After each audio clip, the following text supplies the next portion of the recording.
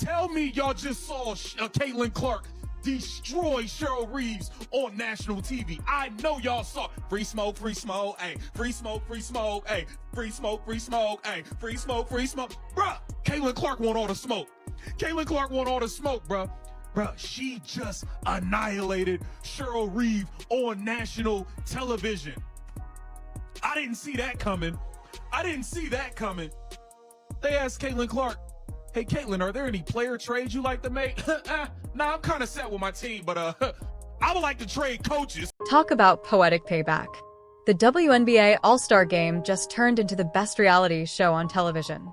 And let me tell you, Caitlin Clark didn't come here to play nice or let grudges slide.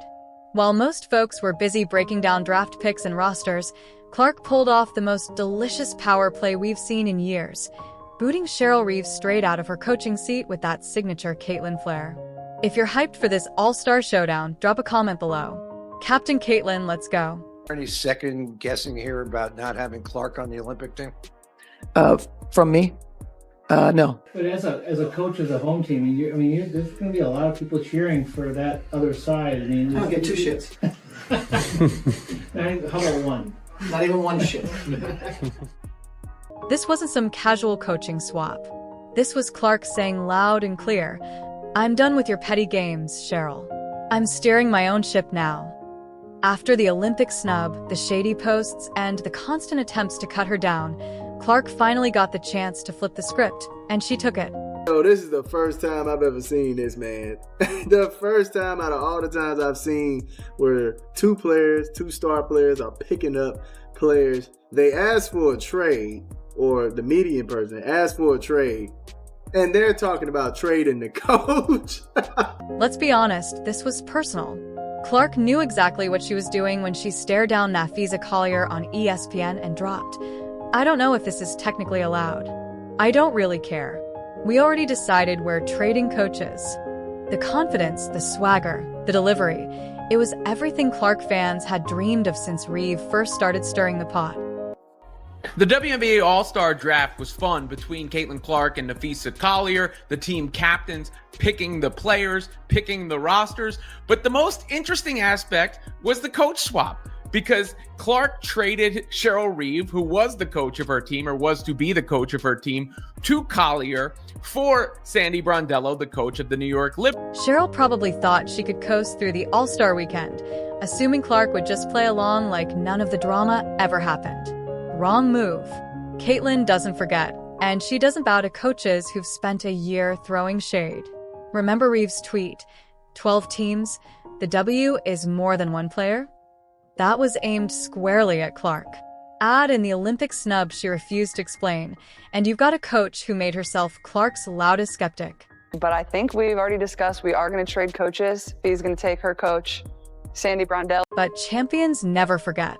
Clark clocked every jab, every slight, every dismissive shrug. So when her moment came, she pounced, trading Reeve for Sandy Brondello, the coach who just led New York to back-to-back finals and a championship. That's not just a move. That's an upgrade. Brondello's reaction? Pure gold. Her son texted, Mom, you got traded. She laughed it off and brought nothing but good vibes, the exact energy Clark wants around her. Clark was supposed to be coached by Minnesota Lynx head coach Cheryl Reeve. Nafisa Collier was supposed to be coached by New York Liberty head coach Sandy Brondello. They swapped coaches. Cheryl Reeve, dodged the bullet. Thank God I don't need to coach Caitlin Clark, man. Man, I can't deal with that. I would have had to swallow so much pride, I can't do that. Fee, she probably called him the Fee, talk to Caitlin, please. I can't coach her, I can't do it. This book's about to come out. You know what they're going to be saying if I'm coaching Caitlin Clark and the book's out? Oh, God. Fee, please. Meanwhile, Reeve had to sit there and watch as Clark casually erased her on live national TV. This is the same coach who tried to shape Clark's story, only to get schooled by the player she once sidelined. You could almost see the steam coming off her head when reality hit. Brondello's like, oh yeah, this is good.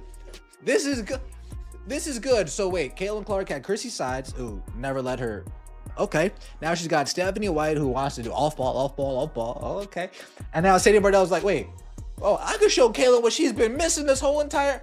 I can set up an offense like, oh, here comes recruitment year of 2028. And then there's Clark's dream squad. She didn't just dump Reeve. She built a super team. Asia Wilson, Sabrina Ionescu, Sata Sabali, Aaliyah Boston, Kelsey Mitchell, Gabby Williams, Jackie Young.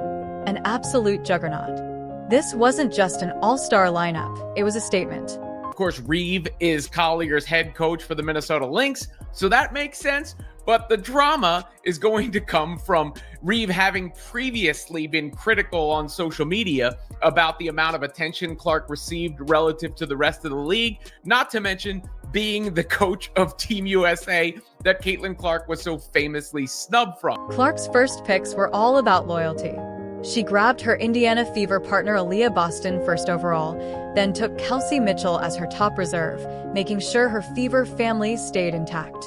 From there, she loaded up on proven winners, MVPs, clutch shooters, defensive anchors. Every pick was purpose-driven. Caitlin Clark actually has a complete roster to start her team. She's got Caitlin Clark at the 1, Sabrina Ionescu at the 2, Satu Sabali at the 3. She must have heard the chatter in the offseason of fans saying, let's get Satu Sabali. I'm just saying, she might have heard a thing or two. We got AB at the 4 and Asia Wilson at the 5. Starters for starters, this should be a What makes it even smarter is how well this team fits together. Clark didn't just stack stars, she built chemistry. This was a blueprint for synergy, not just flash, a team built to win, not just entertain. The players was a lot of fun, and Caitlin Clark also wound up with all of the Fever members on her squad as well, meaning Aaliyah Boston, Clark, and Kelsey Mitchell will be a trio in Indianapolis for All-Star. So that's the way it went down. Here are the teams. You can see Caitlin Clark celebrating what she was able to accomplish here. That's her squad.